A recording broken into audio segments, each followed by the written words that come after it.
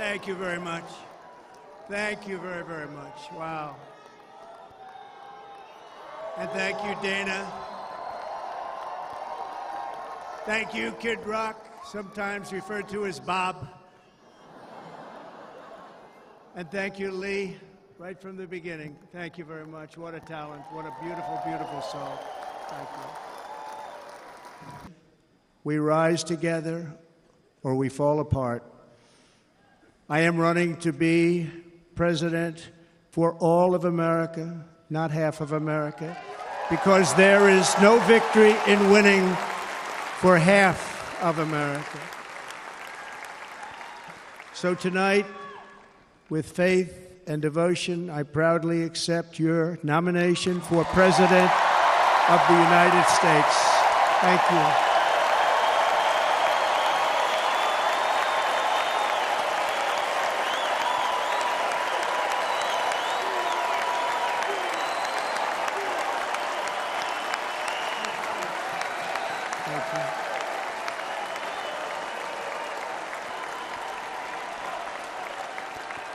Thank you very much.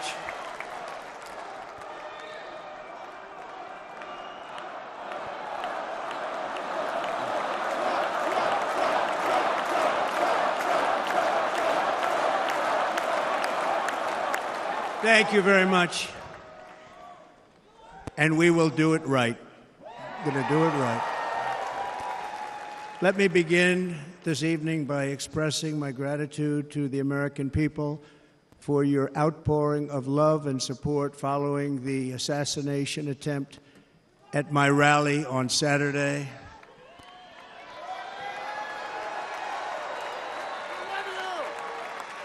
As you already know, the assassin's bullet came within a quarter of an inch of taking my life.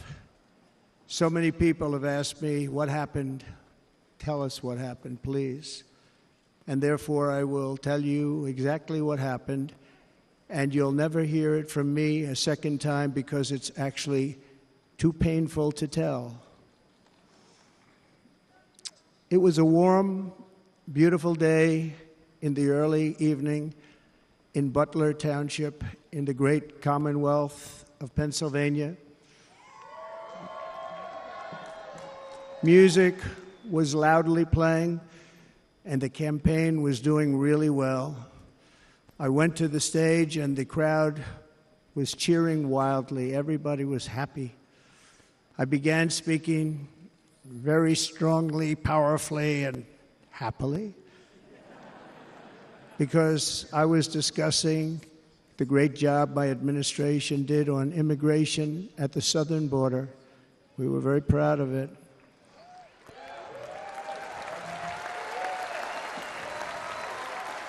Behind me and to the right was a large screen that was displaying a chart of border crossings under my leadership.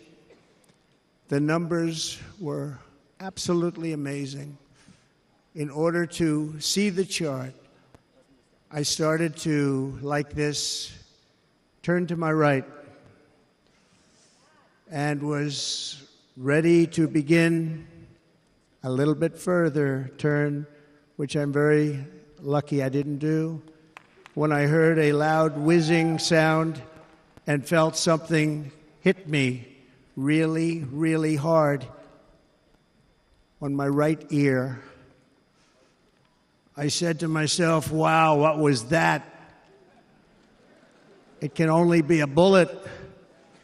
And moved my right hand to my ear, brought it down.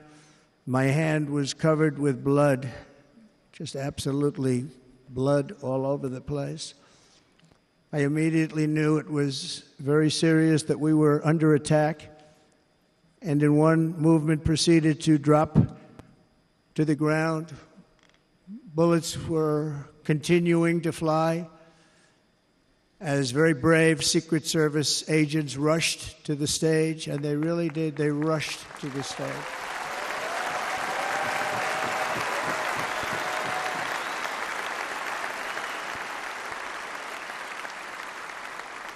These are great people at great risk, I will tell you, and pounced on top of me so that I would be protected.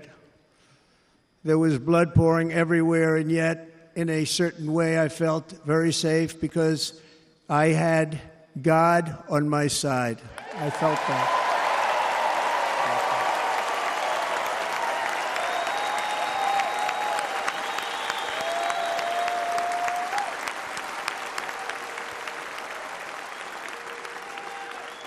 The amazing thing is that prior to the shot, if I had not moved my head at that very last instant, the assassin's bullet would have perfectly hit its mark, and I would not be here tonight. We would not be together. The most incredible aspect of what took place on that terrible evening in the fading sun was actually seen later. In almost all cases, as you probably know, and when even a single bullet is fired, just a single bullet, and we had many bullets that were being fired, crowds run for the exits or stampede, but not in this case. It's very unusual.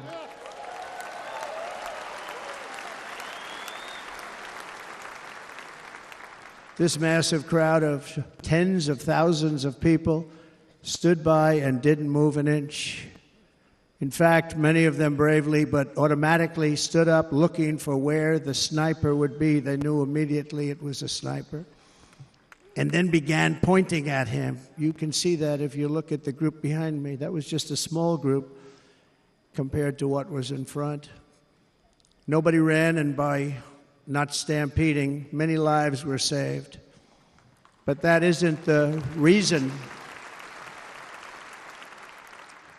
that they didn't move. The reason is that they knew I was in very serious trouble. They saw it. They saw me go down. They saw the blood and thought, actually most did, that I was dead. They knew it was a shot to the head. They saw the blood. And there's an interesting statistic. The ears are the bloodiest part. If something happens with the ears, they bleed more than any other part of the body. For whatever reason, the doctors told me that. I said, why is there so much blood? He said, it's the ears. They bleed more. So we learned something, but they just, this beautiful crowd, they didn't want to leave me. They knew I was in trouble. They didn't want to leave me. And you can see that love written all over their faces. Incredible people. They're incredible people. Bullets were flying over us, yet I felt serene. But now the Secret Service agents were putting themselves in peril. They were in very dangerous territory. Bullets were flying right over them, missing them by a very small amount of inches. And then it all stopped. Our Secret Service sniper, from a much greater distance and with only one bullet used, took the assassin's life, took him out.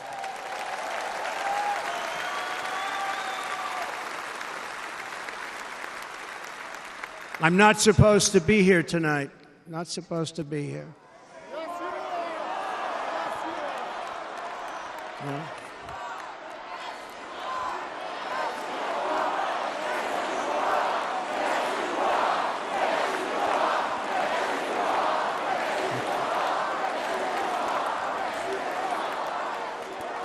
Thank you. But I'm not.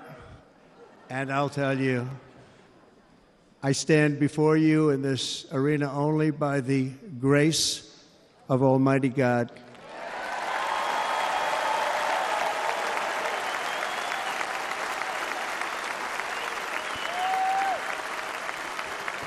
In watching the reports over the last few days, many people say it was a providential moment. Probably was. When I rose, surrounded by Secret Service, the crowd was confused because they thought I was dead, and there was great, great sorrow. I could see that on their faces as I looked out. They didn't know I was looking out. They thought it was over. But I could see it, and I wanted to do something to let them know I was okay. I raised my right arm, looked at the thousands and thousands of people that were breathlessly waiting, and started shouting, "Fight, fight, fight."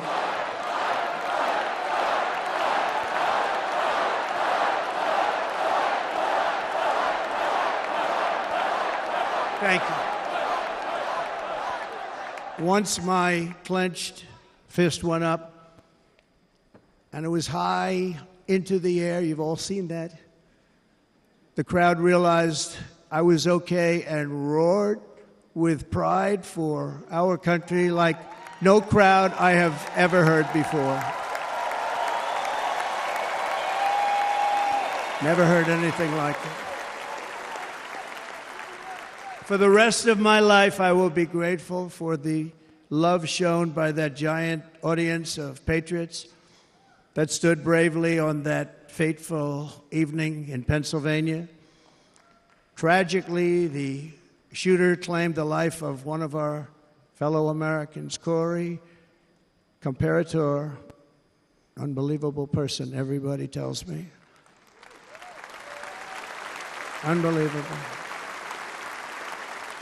And seriously wounded, two other great warriors, spoke to them today, David Dutch and James Copenhaver, two great people. I also spoke to all three families of these tremendous people. Our love and prayers are with them and always will be. We're never going to forget them. They came for a great rally. They were serious Trumpsters, I want to tell you. They were serious Trumpsters and still are. But Corey, unfortunately, we have to use the past tense. He was incredible. He was a highly respected former fire chief, respected by everybody. Was accompanied by his wife, Helen, incredible woman. I spoke to her today, devastated, and two precious daughters. He lost his life selflessly acting as a human shield to protect them from flying bullets. He went right over the top of them and was hit. What a fine man he was.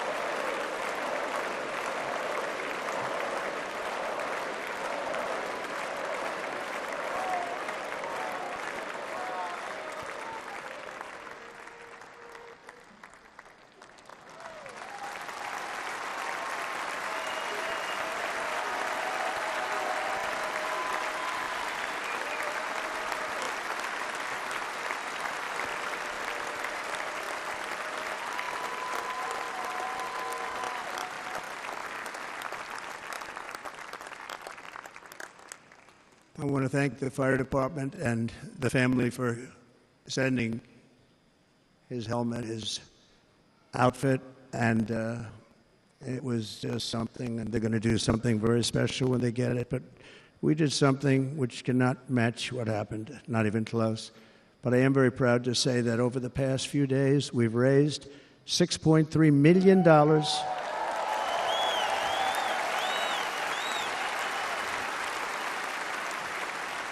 for the families of David, James, and Corey, including from a friend of mine just called up. He sent me a check right here. I just got it.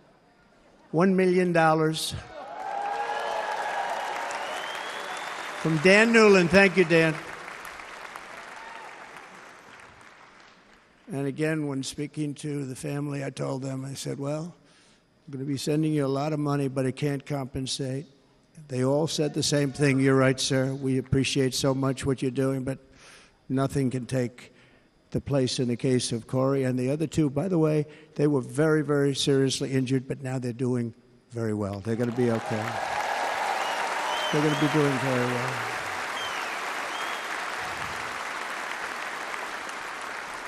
They're warriors. So now I ask that we observe a moment of silence in honor of our friend Corey. There is no greater love than to lay down one's life for others. This is the spirit that forged America in her darkest hours And this is the love that will lead America back to the summit of human achievement and greatness. This is what we need. Despite such a heinous attack, we unite this evening more determined than ever. I am more determined than ever, and so are you. So is everybody in this room.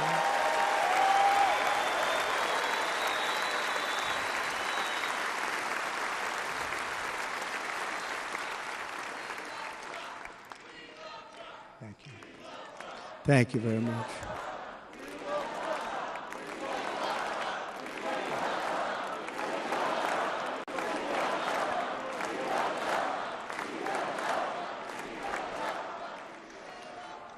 Our resolve is unbroken and our purpose is unchanged to deliver a government that serves the American people better than ever before. Nothing will stop me in this mission because our vision is righteous and our cause is pure. No matter what obstacle comes our way, we will not break, we will not bend, we will not back down, and I will never stop fighting for you, your family, and our magnificent country. Never.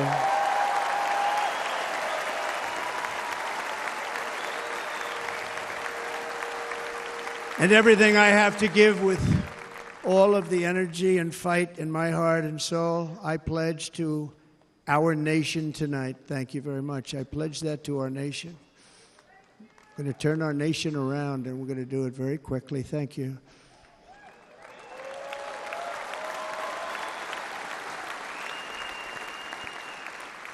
This election should be about the issues facing our country and how to make America successful, safe, free, and great again.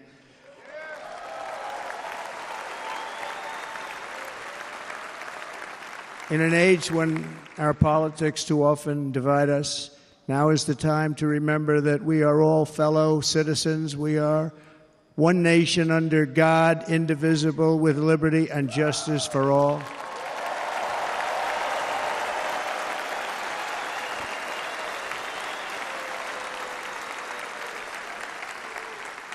And we must not criminalize dissent or demonize political disagreement, which is what's been happening in our country lately at a level that nobody has ever seen before.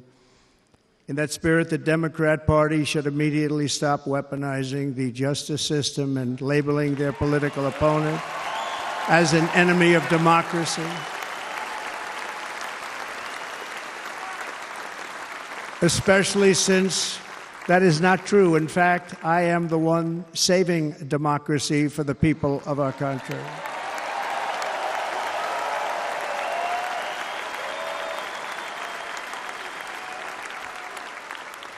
And very big news, as you probably just read, on Monday a major ruling was handed down from a highly respected federal judge in Florida, Eileen Cannon, finding that the prosecutor and the fake documents case against me were totally unconstitutional, and the entire case was thrown out of court. With all of that publicity, thrown out of court. If Democrats want to unify our country, they should drop these partisan witch hunts, which I have been going through for approximately 8 years. And they should do that without delay and allow an election to proceed that is worthy of our people. We're going to win it anyway, but worthy of our people. On this journey, I am deeply honored to be joined by my amazing wife, Melania.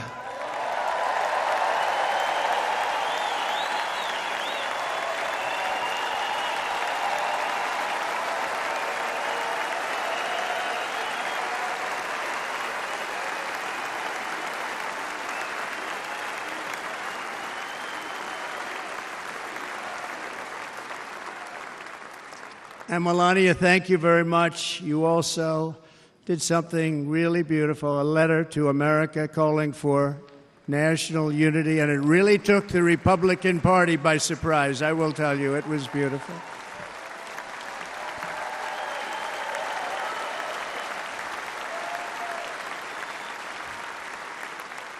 In fact, some very serious people said that we should take that letter and put it as part of the Republican platform. That would be an honor, wouldn't it?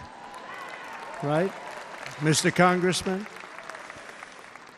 But it captivated so many, so I also want to thank my entire family for being here, Don, Kimberly, Ivanka and Jared, Eric and Lara, Tiffany and Michael, Barron. We love our Barron.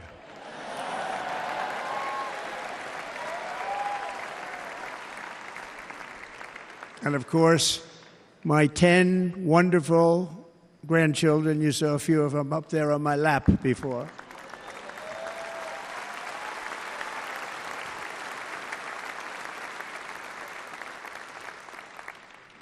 And how good was Dana? Was Dana good? I mean, was he good?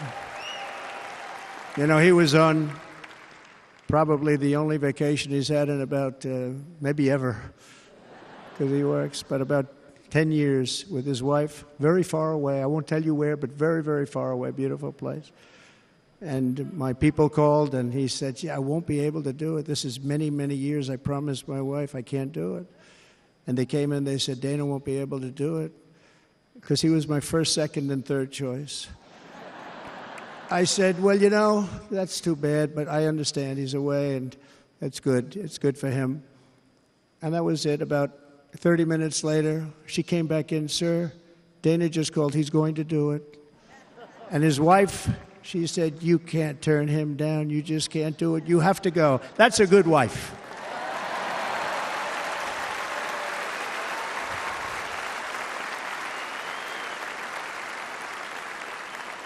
So he got on a plane. He got here a little while ago. Now he's going to get on the plane in a little while, and he's going to go back home to his wife. But they're great, and I just want to thank her and him and their whole family, because that's not easy. And Kid Rock, same thing. Called, he said, I want to be a part of it. I want to be a part, because, Kid does his great song, Big, Big Monster song. I had no idea. He became a friend of mine over the last 10 years. And he's amazing. Everyone loves him. I didn't even know how big he was. He has rallies, 35,000, 40,000 people he gets every time he goes out. I think he's making so much money, he doesn't know what the hell to do with it. You want to know? And then we have my other friend, and I've known him so long, and we took that song, and it was a big success, but we made that. I saw a chart of great songs to America. That was #1 on the chart recently, #1. So that's Lee Greenwood, a very special, beautiful person. He's a beautiful man.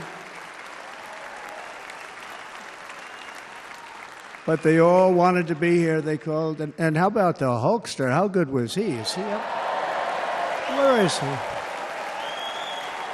Boy, oh boy.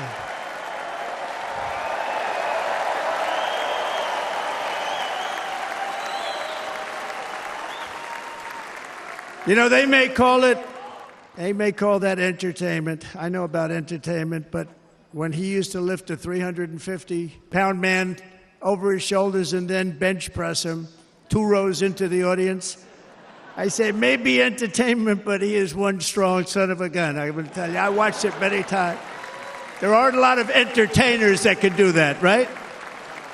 You were fantastic. Thank you very much. Followed by Eric.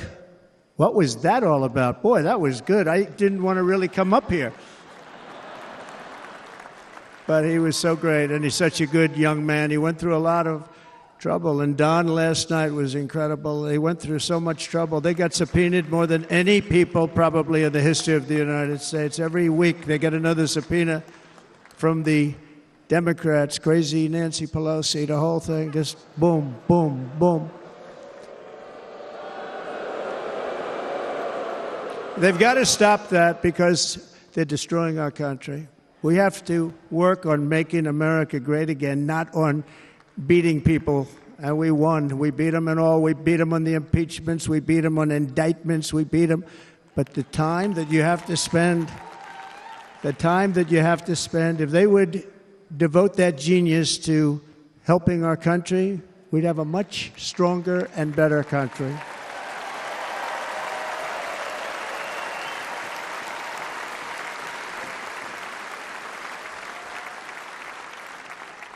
And Jason, the biggest star in country music. Jason, thank you for being here. Jason, thank you very much. Jason Aldean, he's good. I like his wife even better, by the way. She's here. Thank you, Jason. But I'm thrilled to have a new friend and partner fighting by my side. The next Vice President of the United States, the current Senator from Ohio, J.D. Vance, and his incredible wife, Usha.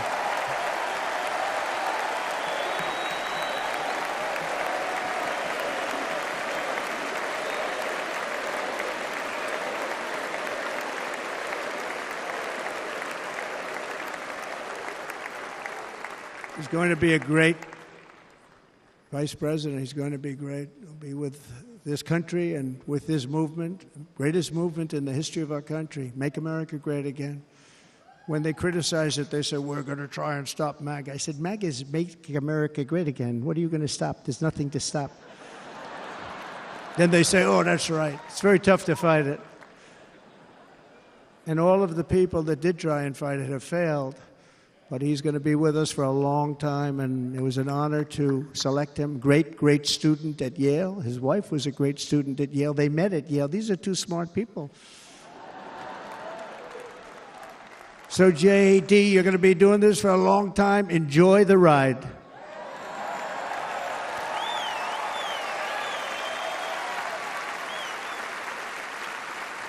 And a very special thank you to the extraordinary people of Milwaukee and the great state of...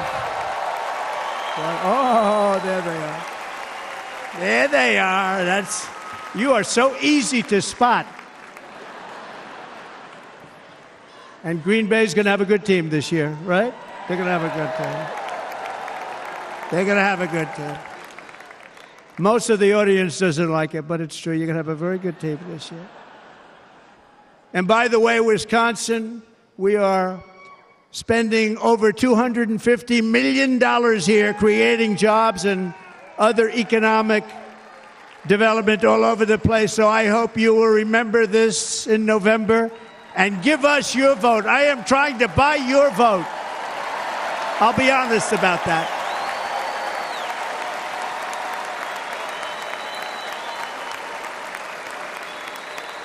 And I promise we will make Wisconsin great again. We're going to make it. Thank you, Mr. Governor. Thank you very much. Thank you. I'm here tonight to lay out a vision for the whole nation, to every citizen, whether you're a young or old man or woman, Democrat, Republican, or independent, black or white, Asian or Hispanic. I extend to you a hand of loyalty and of friendship. Together we will lead America to new heights of greatness like the world has never seen before. We were right there in the first term. We got hit with COVID. We did a great job. Nobody knew what it was, but nobody's ever seen an economy pre-COVID. And then we handed over a stock market that was substantially higher than just prior to COVID. Coming in, did a great job. Never got credit for that. We got credit for the war and defeating ISIS and so many things, the great economy, the biggest tax cuts ever, the biggest regulation cuts ever, the creation of Space Force, the rebuilding of our military. We did so much. We did so much. Right to try. Right to try is a big deal. We got right to try. They were trying to get that for 52 years. Somebody's terminally ill. And hopefully there's nobody in this audience, but it does happen a lot. They're terminally ill and they can't use our new space-age drugs and other things that we are way ahead. We have the greatest doctors in the world, the greatest laboratories in the world, and you can't do it. They've been trying to get that approved for 52 years. Wasn't that easy? The insurance companies didn't want to do it. They didn't want the risk. The labs didn't want to do it because if it didn't work, people are pretty far down the line toward death. They didn't want to do it. The doctors didn't want to have it on their records, so I got everybody into an office. 52 years they tried. Sounds simple, but it's not. And I got them to agree that somebody that needs it will, instead of going to Asia or Europe or someplace, or if you have no money, going home and dying, just die. We got them to sign an agreement, agree to it, where they're not going to sue anybody. They're going to get all of this stuff. They're going to get it really fast. And what's happened is we're saving thousands and thousands of lives. It's incredible. Right to try. It's a great feeling. Under our leadership, the United States will be respected again. No nation will question our power. No enemy will doubt our might. Our borders will be totally secure. Our economy will soar. We will return law and order to our streets, patriotism to our schools, and importantly, we will restore peace, stability, and harmony all throughout the world. But to achieve this future, we must first rescue our nation from failed and even incompetent leadership. We have totally incompetent leadership. This will be the most important election in the history of our country. Under the current administration, we are indeed a nation in decline. We have an inflation crisis that is making life unaffordable, ravaging the incomes of working and low-income families, and crushing, just simply crushing our people like never before. They've never seen anything like it. We also have an illegal immigration crisis, and it's taking place right now as we sit here in this beautiful arena. It's a massive invasion at our southern border that has spread misery, crime, poverty, disease, and destruction to communities all across our land. Nobody's ever seen anything like it. Then there's an international crisis, the likes of which the world has seldom been part of. Nobody can believe what's happening. War is now raging in Europe and the Middle East. A growing specter of conflict hangs over Taiwan, Korea, the Philippines, and all of Asia. And our planet is teetering on the edge of World War III. And this will be a war like no other war because of weaponry. The weapons are no longer army tanks going back and forth shooting at each other. These weapons are obliteration. It's time for a change. This administration can't come close to solving the problems. We're dealing with very tough, very fierce people. They're fierce people. And we don't have fierce people. We have people that are a lot less than fierce, except when it comes to cheating on elections and a couple of other things. Then they're fierce. Then they're fierce. So tonight, I make this pledge to the great people of America. I will end the devastating inflation crisis immediately, bring down interest rates, and lower the cost of energy. We will drill, baby, drill.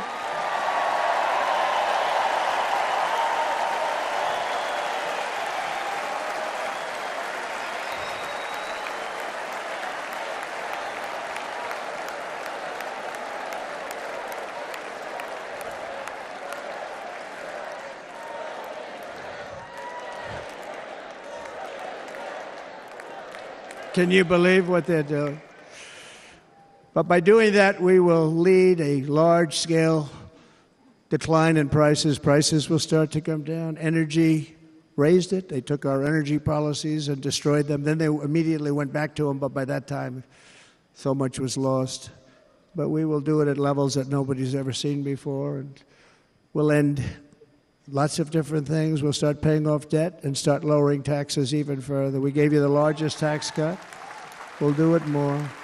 You know, people don't realize I brought taxes way down, way down, and yet we took in more revenues the following year than we did when the tax rate was much higher. Most people said, how did you do that? Because it was incentive. Everybody was coming to the country. They were bringing back billions and billions of dollars into our country. The companies made it impossible to bring it back. The tax rate was too high, and the legal complications were far too great.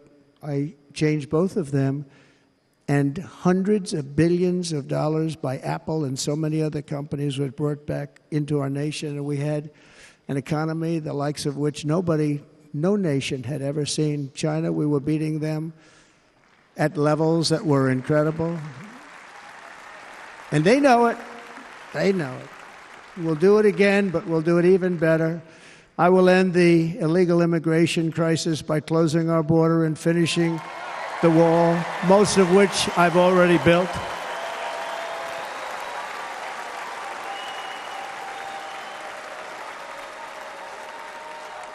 On the wall, we were dealing with a very difficult Congress, and I said, oh, that's okay, we won't go to Congress. I call it an invasion. We gave our military almost $800 billion. I said, I'm going to take a little of that money because this is an invasion, and we built, most of the wall is already built, and we built it through using the funds because what's better than that? We have to stop the invasion into our country that's killing hundreds of thousands of people a year. We're not going to let that happen.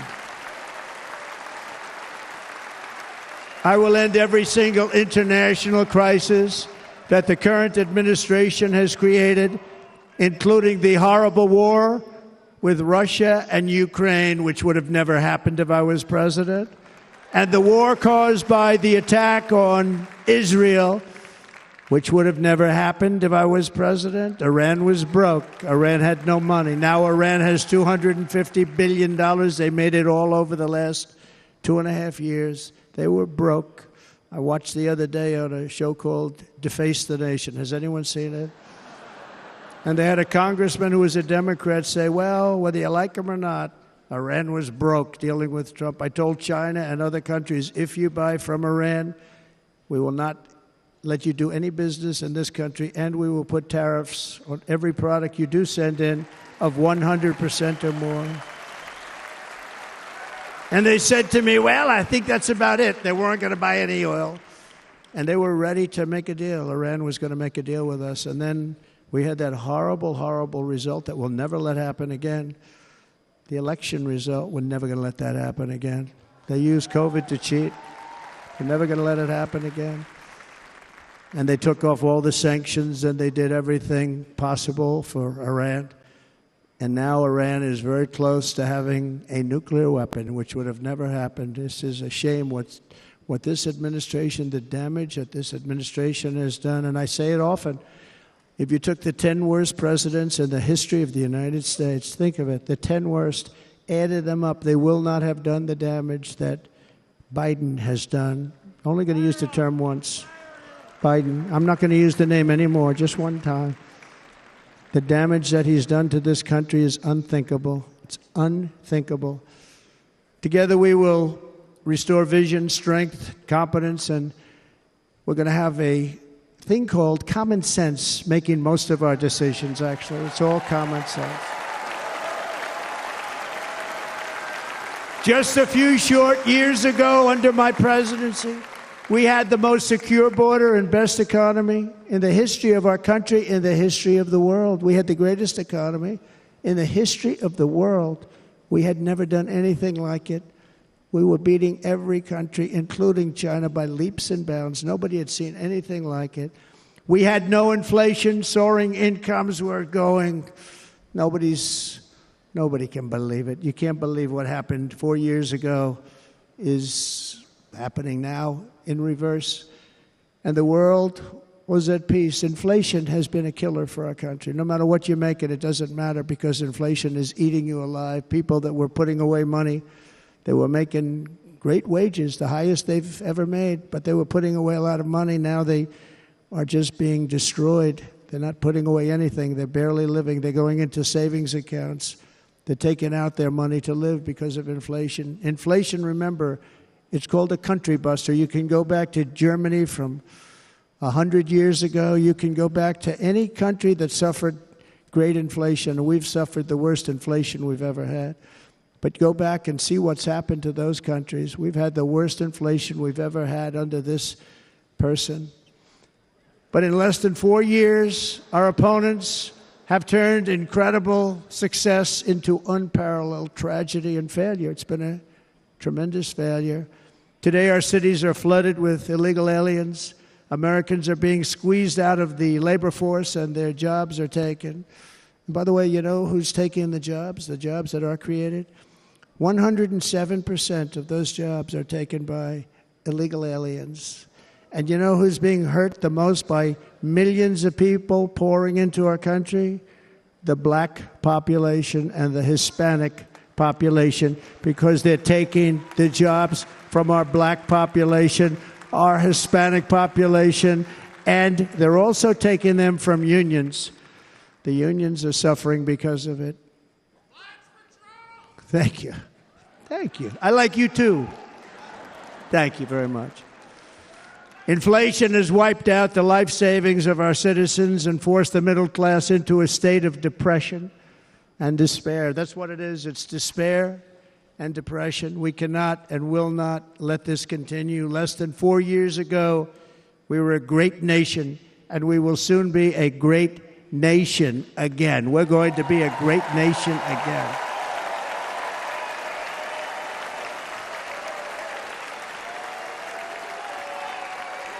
Thank you. With proper leadership, every disaster we are now enduring will be fixed, and it will be fixed very, very quickly. So tonight, whether you've supported me in the past or not, I hope you will support me in the future, because I will bring back the American dream. That's what we're going to do. You don't even hear about the American dream anymore. With great humility, I am asking you to be excited about the future of our country. Be excited. Be excited.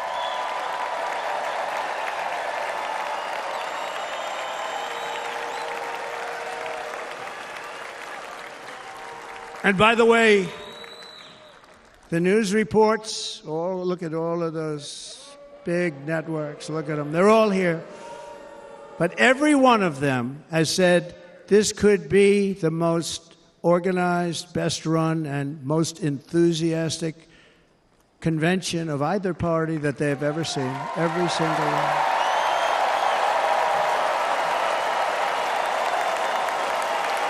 And it's true. It's true. And there's love in the room. There's great love in the room.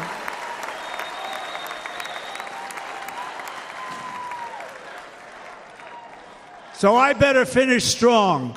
Otherwise, we'll blow it, and we can't let that happen. Now, this was great. All of the great people that spoke, and everybody hit a home run. I mean, there's not one that I can think of where I said, oh, gee, that wasn't great. Every single person. I refuse to be the only one. Don't do that to me. They're already getting ready. See, I gave them an idea. Now, this was a great convention. This was, I think we're actually going to go home and miss it. You know, usually with a first of all, look at these crowds. You'd never have this at a convention. Look at these crowds.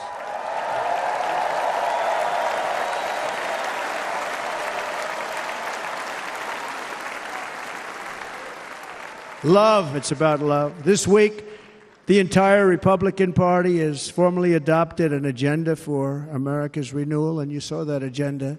And it's very short compared to the long, boring, meaningless agendas of the past, including the Democrats. They write these things that are hundreds of pages long, and they never read them after they're done.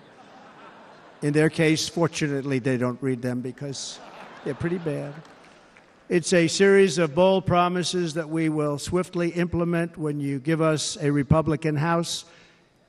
And Mr. Speaker, thank you very much. We have our great Speaker of the House with us tonight. Mr. Speaker, thank you very much. Thank you. A Republican Senate, we have many senators here.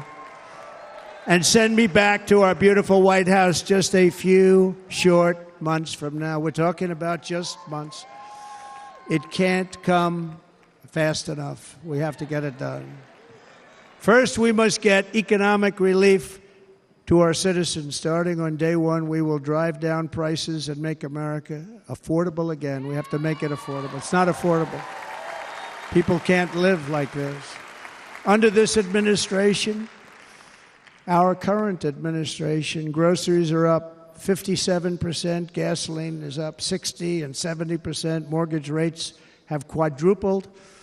And the fact is, it doesn't matter what they are because you can't get the money anyway. You can't buy houses. Young people can't get any financing to buy a house. The total household costs have increased an average of $28,000 per family under this administration.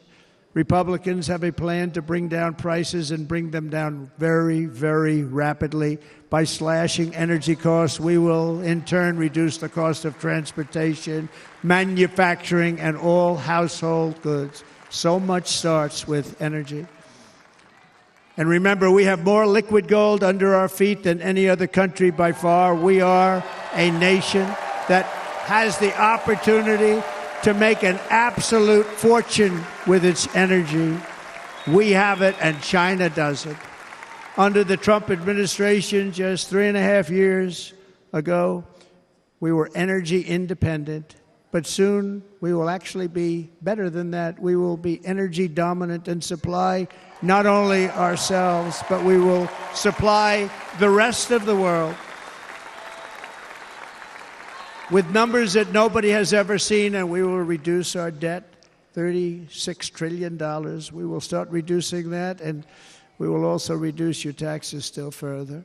Next, and by the way, they want to raise your taxes 4 times, think of it. And all my life I grew up watching politicians. I always loved politics, I guess. I was on the other side. I'd watch and they were always talking about, we will give you a tax cut. We will give you a tax cut. My whole life I was watching, I will give you a tax cut, right, Mr. Congressman? That's all they talked about. This is the only administration that said, we're going to raise your taxes by 4 times what you're paying now, and people are supposed to vote for them? I've never heard it. You're paying too much. We're going to reduce your taxes still further. We gave you the biggest one, as I said. We're going to give you more, and it's going to lead to tremendous growth. We want growth in our country. That's what's going to pay off our debt.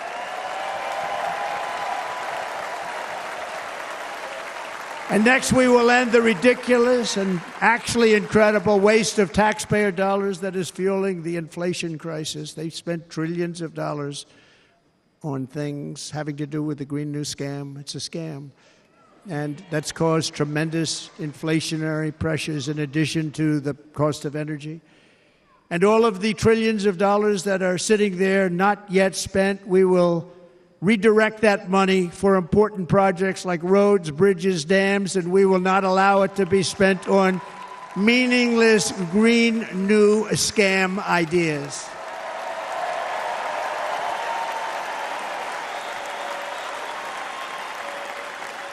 And I will end the electric vehicle mandate on day 1.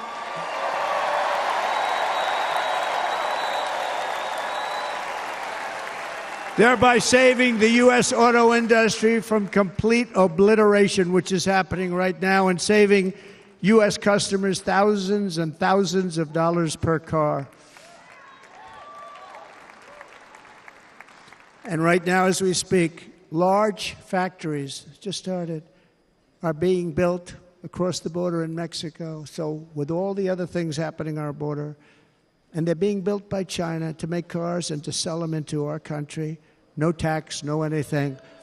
The United Auto Workers ought to be ashamed for allowing this to happen. And the leader of the United Auto Workers should be fired immediately. And every single auto worker, union and non-union, should be voting for Donald Trump, because we're going to bring back car manufacturing, and we're going to bring it back fast.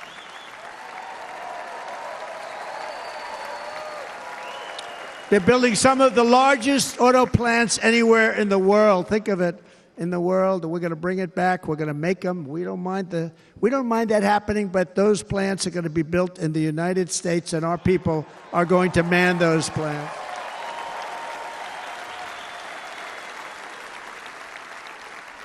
And if they don't agree with us, we'll put a tariff of approximately 100 to 200% on each car, and they will be unsellable in the United States. We have long been taken advantage of by other countries.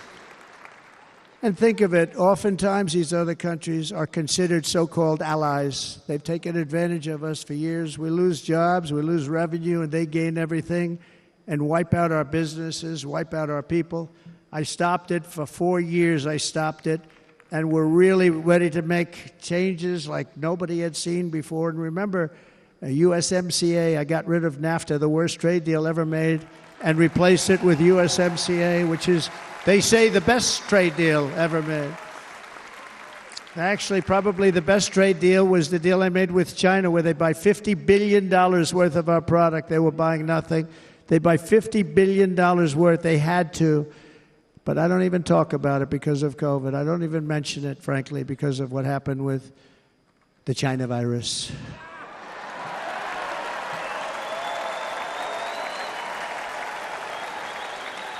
We will not let countries come in, take our jobs, and plunder our nation. They come and do that. They plunder our nation. The way they will sell their product in America is to build it in America. Very simple. Build it in America and only in America.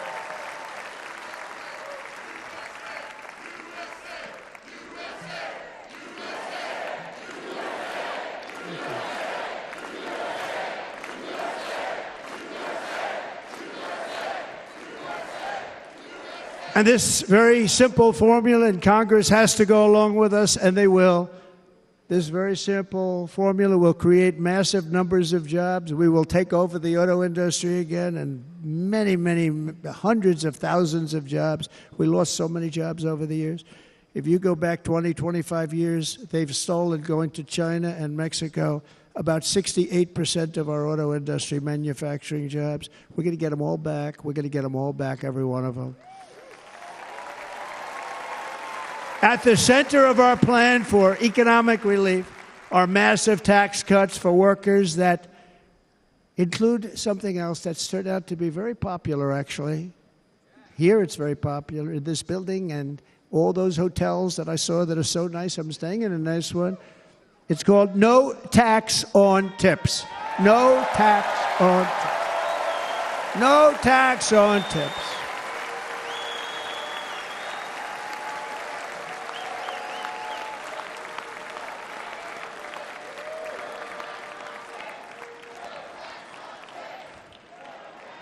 I got that by having dinner recently in Nevada, where we're leading by about 14 points.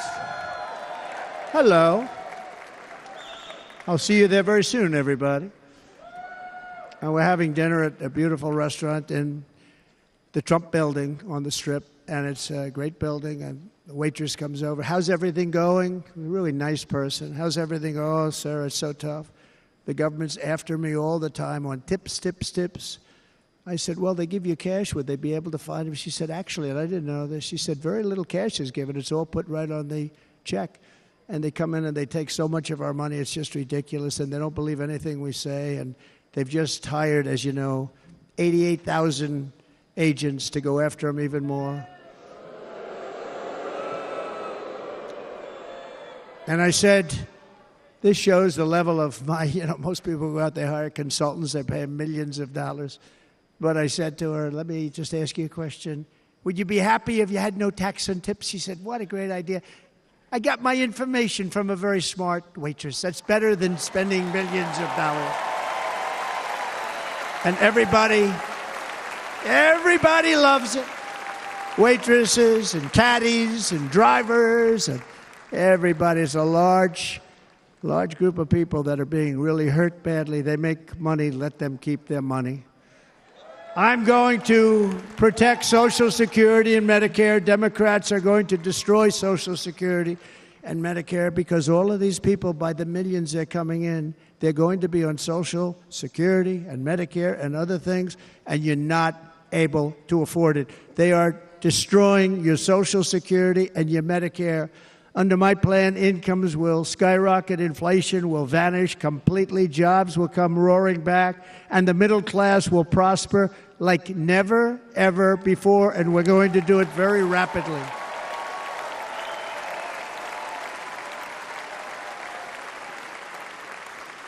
But no hope or dream we have for America can succeed unless we stop the illegal immigrant invasion, the worst that's ever been seen anywhere in the world. There's never been an invasion like this anywhere. Third world countries would fight with sticks and stones not to let this happen. The invasion at our southern border, we will stop it, and we will stop it quickly. You heard Tom Homan yesterday. Tom Homan, put him in charge and just sit back and watch. Brandon Judd, The Border Patrol, he's incredible. These guys, you know, they really, their job is a lot easier if they don't have to do anything, but they want to. They're patriots. Brandon Judd, Border Patrol, ICE. ICE goes out. You have to see what ICE does with MS-13. You have these are probably the worst gang, and ICE goes in there. And I know a lot of people in these rows here, and they're very tough people, but they don't want to do this job. They'll go into a pack of MS-13 killers. They're the worst, probably the worst gangs in the world. We have thousands of them. I moved thousands and thousands out in my 4 years. We moved them out, and it was a pleasure. But ICE would go right into a pack of these killers, and you see fists flying, you see everything flying, and then they take them. They put them in a paddy wagon. They take them back, and they get them out of our country. And the other countries weren't accepting them back, and I called up, and I said, tell them that we're not giving them economic aid anymore. And the next day, I got calls from all of these countries that were terminated. Billions of dollars we spend on economic aid to countries that does us, frankly, no good. And the next day, I was called by everybody. I couldn't take all the calls. Sir, what's the problem? I said, you won't take your killers back that you sent in caravans into America. You won't take them back. Well, sir, if you'd like us to, we would give very serious consideration to doing that. And within 24 hours, they were being taken back. For years and years, when I first came in, they said President Obama tried to get him to go back, and they wouldn't accept him. They'd put planes on the runway so you couldn't leave the plane. They'd close the road so you couldn't take the buses. They'd all have to turn back. As soon as I said no more economic aid of any kind to any country that does that, they called back and they said, sir, it would be our great honor to take MS-13. We love them very much. We love them very much, sir. We'll take them back. At the heart of the Republican platform is our pledge to end this border nightmare and fully restore the sacred and sovereign borders of the United States of America, and we're going to do that on day one.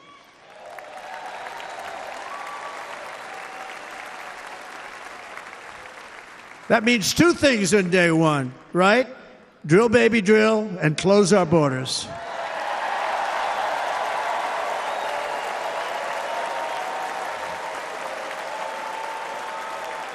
And by the way, and I think everybody as a Republican, as a patriot in this room, and most Democrats, we want people to come into our country, but they have to come into our country legally.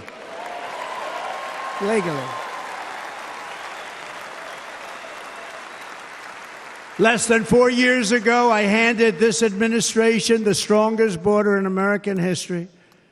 But you can see on the chart that saved my life, that was the chart that saved my life. I said, look it, I'm so proud of it. I think it's one of the greatest, it was done by the Border Patrol, one of the greatest charts I've ever seen. It showed everything just like that. You know the chart.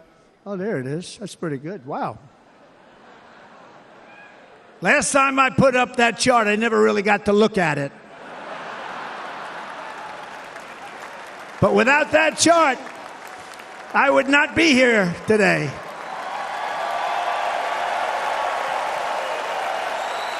Never got to look at it.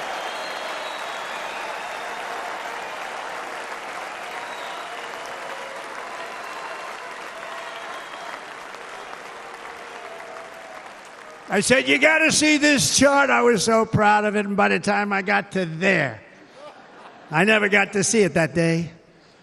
But I'm seeing it now, and I was very proud. If you look at the arrow on the bottom, that's the lowest level, the one on the bottom, heavy red arrow.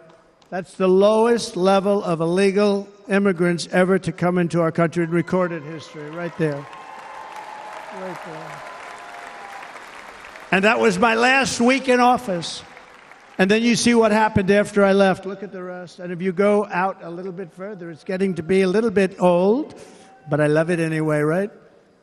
But you can go much higher with those numbers. Look what happened right after that. The invasion began. We had the opposite. We stopped the invasion. But the invasion that we stopped was peanuts by comparison to what happened after I left. Look at what happened after I left. They took over our country. We ended all catch and release. We shut down asylum fraud. We stopped human trafficking and forged historic agreements to keep illegal aliens on foreign soil. We want them to stay on their soil. Under the Trump administration, if you came in illegally, you were apprehended immediately and you were deported. You went right back. The current administration terminated every single one of those great Trump policies that I put in place to seal the border. I wanted a sealed border. Again, come in, but come in legally. You know how unfair it is? So many people, hundreds of thousands of people, have been working for years to come into our country. And now they see these people pour into our country at levels that are unprecedented. It's so unfair.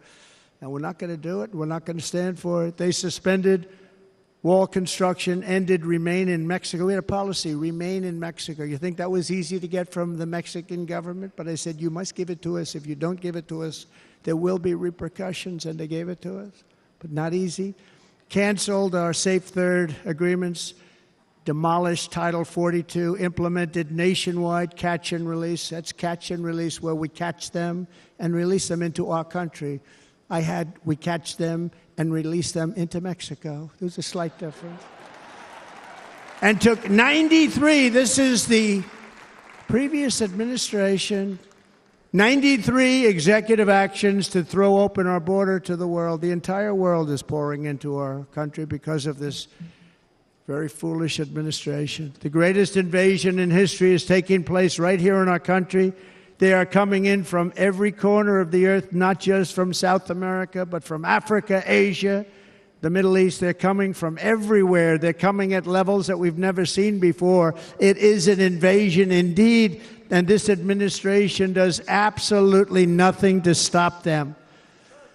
They're coming from prisons. They're coming from jails. They're coming from mental institutions and insane asylums. You know, the press is always on me because I say this. Has anyone seen Silence of the Lambs? The late, great Hannibal Lecter. He'd love to have you for dinner. That's insane asylums. They're emptying out their insane asylums. And terrorists are coming in at numbers that we've never seen before. Bad things are going to happen. Meanwhile, our crime rate is going up while crime statistics all over the world are going down because they're taking their criminals and they're putting them into our country. A certain country, and I happen to like the president of that country very much, but he's been getting great publicity because he's a wonderful shepherd of the country. He says how well the country's doing because their crime rate is down. And he said he's training all of these rough people. They're rough. He's training them. And I've been reading about this for 2 years. I think, oh, that's wonderful. Let's take a look at it. But then I realized he's not training them. He's sending all of his criminals, his drug dealers, his people that are in jails, he's sending them all to the United States. And he's different in that he doesn't say that. He's trying to convince everybody what a wonderful job he does in running the country. Well, he doesn't do a wonderful job. And by the way, if I ran one of the countries, many countries from all over, I would be worse than any of them. I would have had the place totally emptied out already.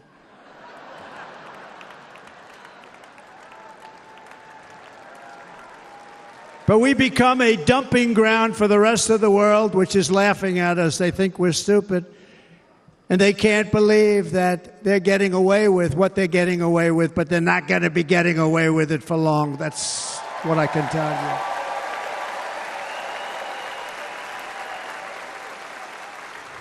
you. In Venezuela, Caracas, high crime. Caracas, Venezuela. Really a dangerous place, but not anymore.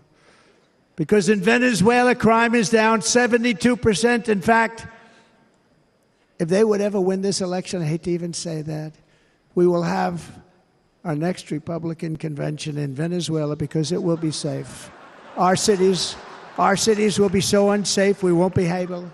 We will not be able to have it there. In El Salvador, murders are down by 70%. Why are they down? Now, he would have you convinced that because he's trained murderers to be wonderful people. No. They're down because they're sending their murderers to the United States of America. This is going to be very bad. And bad things are going to happen, and you're seeing it happen all the time. That's why, to keep our families safe, the Republican platform promises to launch the largest deportation operation in the history of our country. Even larger than that of President Dwight D. Eisenhower from many years ago. You know, he was a moderate, but he believed very strongly in borders. He had the largest deportation operation we've ever had. Just recently, I spoke to the grieving mother of Jocelyn Nungary, a wonderful woman, a precious 12-year-old girl from Houston who last month was tied up, assaulted, and strangled to death after walking to the convenience store just a block away from her house. Her body was dumped near the side of the road in a shallow creek, found by some onlookers who couldn't believe what they had witnessed. Charged with Jocelyn's heinous murder are 2 illegal aliens from Venezuela who came across our border, were in custody, and were then released into the country by this horrible, horrible administration that we have right now. I also met recently with the heartbroken mother and sister of Rachel Morin. Rachel was a 37-year-old mom of 5 beautiful children who was brutally raped and murdered while out on a run. She wanted to keep herself in good shape. It was very important to her. She was murdered. The monster responsible first killed another woman in El Salvador before he was led into America by the White House. This White House let them in. He then attacked a 9-year-old girl and her mother in a home invasion in Los Angeles before murdering Rachel in Maryland.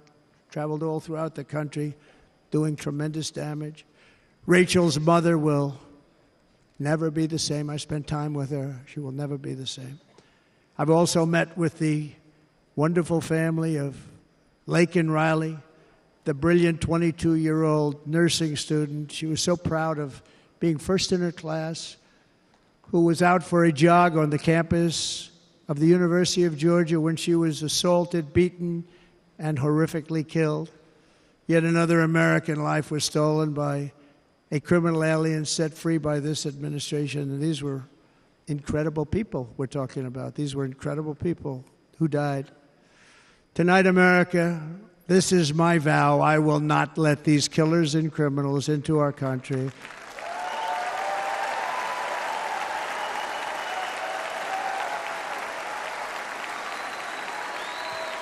I will keep our sons and daughters safe. As we bring security to our streets, we will help bring stability to the world. I was the first president in modern times to start no new wars. You know, we were the toughest, we were the most respected. And you saw this. Hungry, strong country, run by a very powerful, tough leader. He's a tough guy. Press doesn't like him because he's tough. And he came out recently. They were asking him at an interview, the whole world is exploding. What's happening? What's going on? Viktor Orban, Prime Minister of Hungary, very tough man. He said, I don't want people coming into my country and blowing up our shopping centers and killing people. But they said to him, tell us what's going wrong, what's happening, what is it? He said, there's only one way you're going to solve it. You got to bring President Trump back to the United States because he kept everybody at bay. True.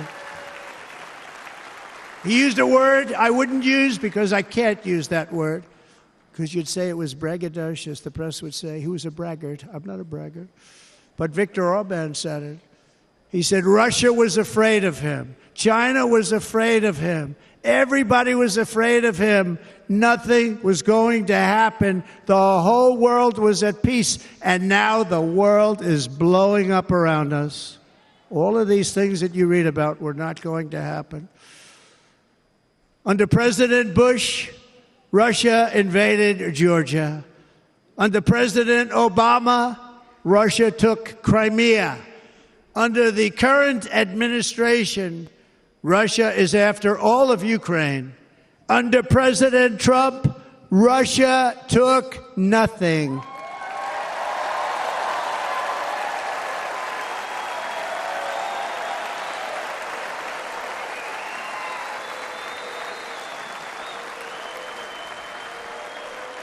We defeated 100% of ISIS in Syria and Iraq, something that was said to take 5 years, sir. It'll take 5 years, sir. We did it in a matter of a couple of months. We have a great military. Our military is not woke. It's just some of the fools on top that are woke.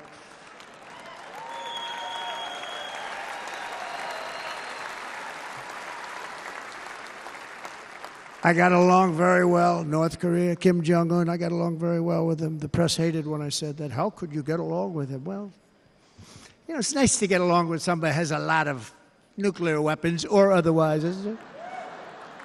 See, in the old days, they'd say, that's a wonderful thing. Now they say, how can you possibly do that? But no, I got along with him, and we stopped the missile launches from North Korea. Now North Korea is acting up again, but when we get back, I get along with him. He'd like to see me back, too. I think he misses me, if you want to know the truth.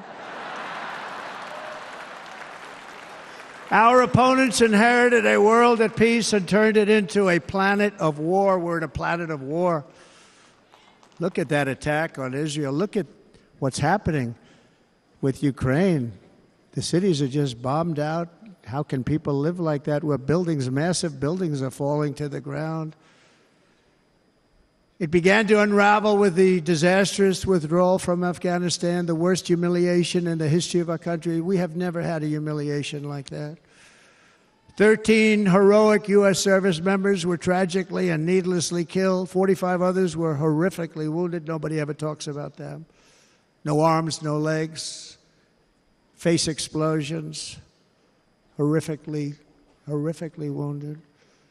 And by the way, we have a man in this room who's running for the U.S. Senate from a great state, Nevada, named Sam Brown, who paid the ultimate price.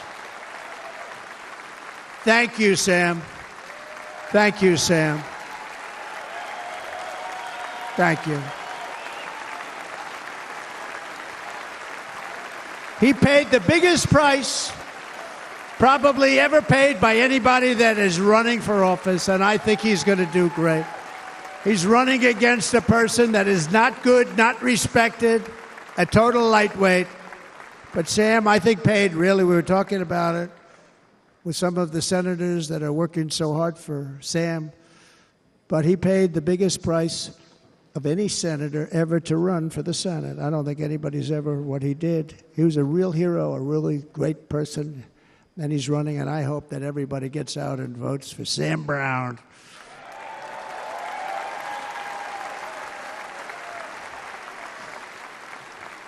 And we also left behind $85 billion worth of military equipment, along with many American citizens were left behind.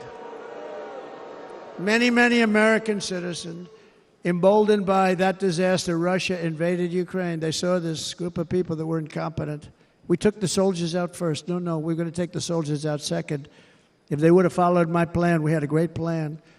But the plan only kicked in if they did everything perfectly, and they weren't doing things perfectly, so we said it doesn't kick in. You know, 18 months in Afghanistan, we didn't have one, so they were killing them left and right, snipers. And I spoke to the head of the Taliban. You've heard this story. Abdul, still there, still the head of the Taliban. The press got on me, why would you speak to him? I said, because that's where the killing is. I don't have to speak to somebody that has nothing to do with it. And I told him, don't ever do that. Don't ever do that again. Don't ever do that again. You've got to stop. Because during the Obama administration, many great people and soldiers, but a lot of soldiers were being killed from long distance. I said, if you keep doing that, you're going to be hit harder than anybody's ever been hit by a country before.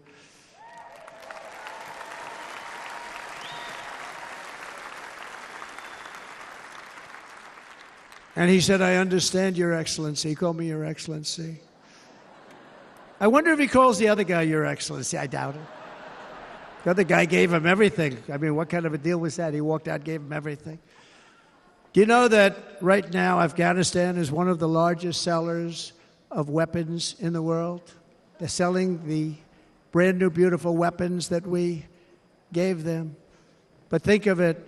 He actually said to me, but why do you show me a picture of my home. I said, you'll have to ask your people or one of your wives. But he could figure it out. And for 18 months, we had not one attack on an American soldier by the Taliban. 18 months.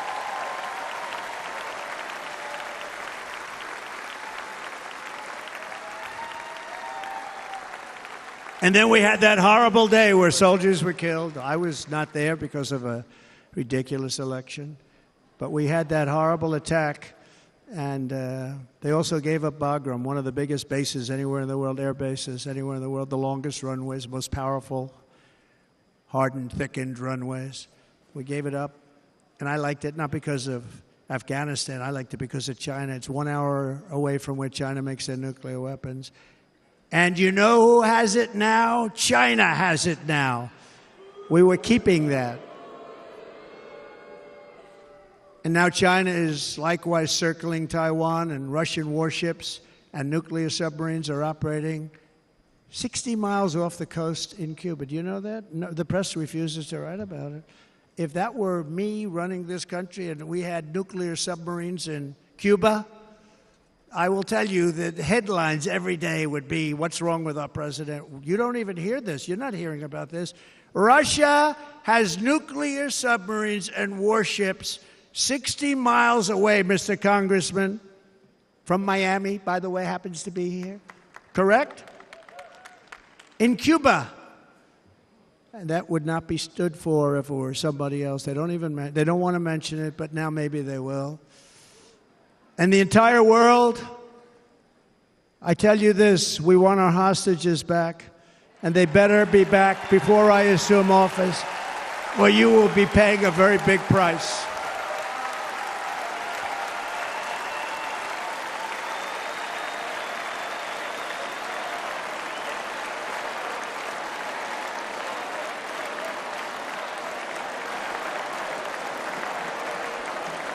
With our victory in November, the years of war, weakness, and chaos will be over. I don't have wars. I had no wars other than ISIS, which I defeated, but that was a war that was started. We had no wars. I could stop wars with a telephone call. I could stop wars with just a telephone call. If properly stated, it would never start.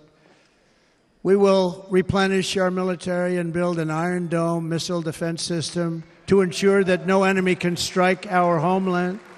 And this great Iron Dome will be built entirely in the USA. We're going to build it in the USA. And Wisconsin,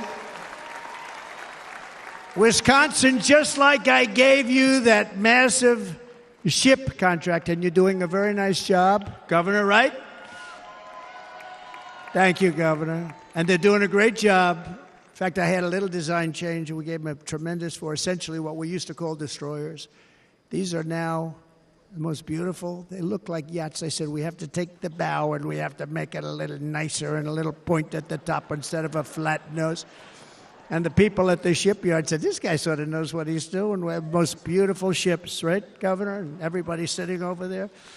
And it was a big contract that everybody wanted. I gave it to Wisconsin, but we're going to have a lot of that built right here in the state of Wisconsin and all other states. Israel has an Iron Dome. They have a missile defense system. 342 missiles were shot into Israel, and only one got through a little bit. It was badly wounded. It fell to the ground, but most of them are.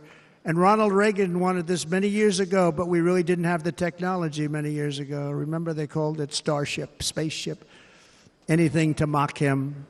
But he was a very good president, very, very good. But now we have unbelievable technology. And why should other countries have this and we don't? No, we're going to build an Iron Dome over our country, and we're going to be sure that nothing can come and harm our people. And again, from an economic development standpoint, we're going to make it all right here. No more sending it out to other countries in order to help. It's America first. America first. We will unleash the power of American innovation. And as we do, we will soon be on the verge of finding the cures to cancer, Alzheimer's disease, and many other diseases. We're going to get to the bottom of it. You remember this gentleman that I don't want to mention other than one time I had to, because when you say the 10 worst, I had to do it. I didn't want anybody to be confused. But this man said, we're going to find a cure to cancer. Nothing happened. We're going to get to the cure for cancer and Alzheimer's and so many other things. We're so close to doing something great. But we need a leader that will let it be done. We will not have men playing in women's sports. That will end immediately.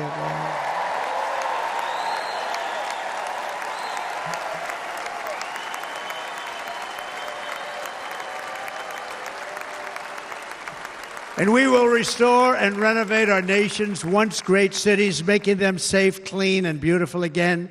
And that includes our nation's capital, which is a horrible killing field. So many things. They leave from Wisconsin, they go to look at the Washington Monument, they end up getting stabbed, killed, or shot.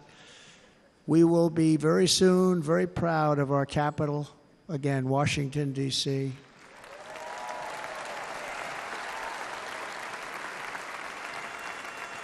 America is on the cusp of a new golden age, but we will have the courage to seize it. We're going to take it. We're going to make it a current. We're going to bring this into a golden age like never seen before. Remember this, China wants to do it. Japan wants to do it. All of these countries want to do it. We have to produce massive amounts of energy if we're going to produce the new. If you look at some of the things that have been done and some of the things that we're going to do, but AI needs literally twice the electricity that's available now in our country. Can you imagine? But instead, we're spending places where they recharge electric cars. They built 8 chargers at a certain location toward the Midwest. 8 chargers for $9 billion. Think of them as a tank for filling up your gas. Think of it. They spent $9 billion on 8 chargers, 3 of which didn't work. And if you were going to do this all over our country, this crazy electric mandate, if you're going to do this all, and by the way, I'm all for electric. They have their application. But if somebody wants to buy a gas-powered car, gasoline-powered car, or a hybrid, they're going to be able to do it. And we're going to make that change on day 1.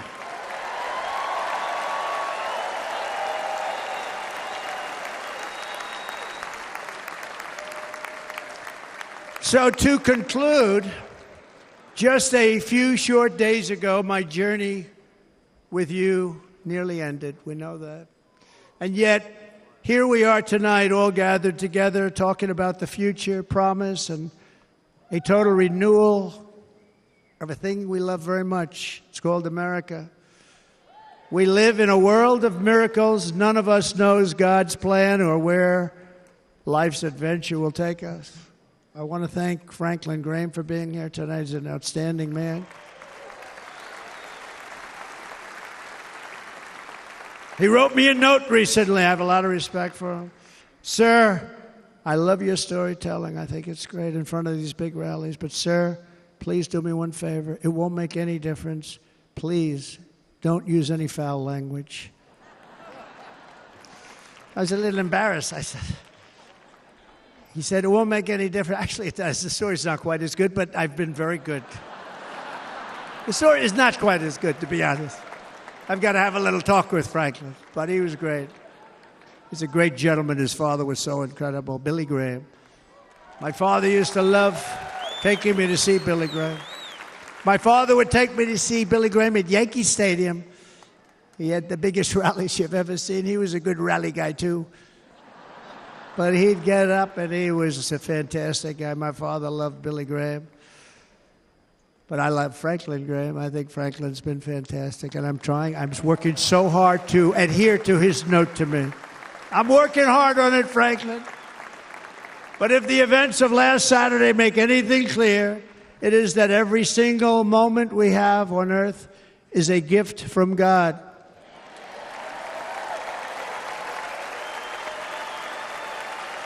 We have to make the most of every day for the people and for the country that we love. The attacker in Pennsylvania wanted to stop our movement, but the truth is the movement has never been about me. It has always been about you. It's your movement. It's the biggest movement in the history of our country by far. Can't be stopped. It can't be stopped. It has always been about the hardworking, patriotic citizens of America. For too long, our nation has settled for too little. We settled for too little. We've given everything to other nations, to other people. You have been told to lower your expectations and to accept less for your families. I am here tonight with the opposite message. Your expectations are not big enough. They're not big enough. It is time to start expecting and demanding the best leadership in the world, leadership that is bold, dynamic, relentless, and fearless. We can do that. We are Americans. Ambition is our heritage. Greatness is our birthright. But as long as our energies are spent fighting each other, our destiny will remain out of reach, and that's not acceptable. We must instead take that energy and use it to realize our country's true potential and write our own thrilling chapter of the American story. We can do it together. We will unite. We are going to come together, and success will bring us together.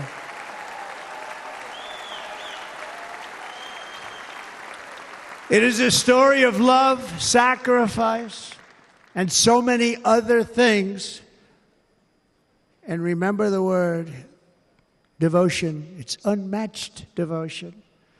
Our American ancestors crossed the Delaware, survived the icy winter at Valley Forge, and defeated a mighty empire to establish our cherished republic. They fought so hard, they lost so many. They pushed thousands and thousands of miles across a dangerous frontier, taming the wilderness to build a life and a magnificent home for their family. They packed their families into covered wagons, trekked across hazardous trails, scaled towering mountains, and braved rivers and rapids to stake their claim on the wide-open, new, and very beautiful frontier. When our way of life was threatened, American patriots marched onto the battlefield, raced into enemy strongholds, and stared down death and stared down those enemies to keep alive the flame of freedom. At Yorktown, Gettysburg, and Midway, they joined the roll call of immortal heroes. So many just so many heroes, so many great, great people. And we have to cherish those people. We can't forget those people. We have to cherish those people.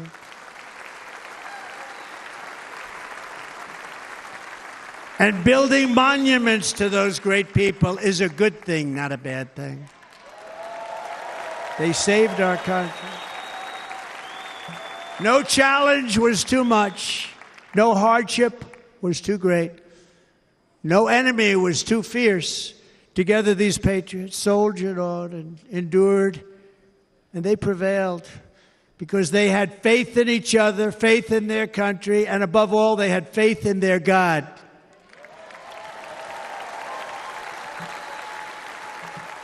Just like our ancestors, we must now come together, rise above past differences.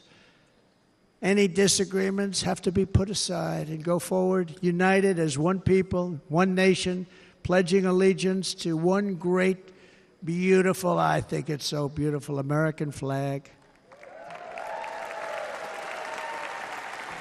Tonight I ask for your partnership, for your support, and I am humbly asking for your vote. I want your vote. It's going to make our country great again. Every day I will strive to honor the trust you have placed in me, and I will never, ever let you down. I promise that. I will never let you down.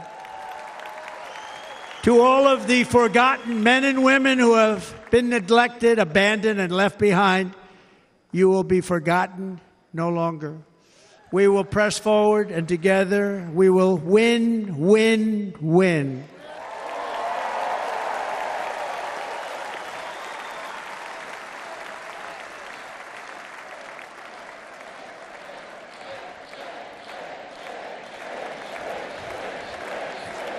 Win, win, win, win, win, win. Nothing will sway us, nothing will slow us, and no one will ever stop us. No matter what dangers come our way, no matter what obstacles lie in our path, we will keep striving toward our shared and glorious destiny, and we will not fail. We will not fail. Together we will save this country, we will restore the republic, and we will usher in the rich and wonderful tomorrows that our people so truly deserve. America's future will be bigger, better, bolder, brighter, happier, stronger, freer, greater, and more united than ever before.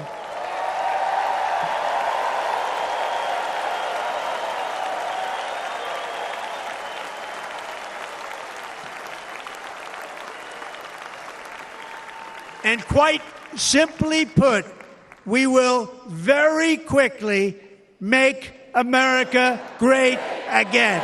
Thank you very much. Thank you very much, Wisconsin. God bless you.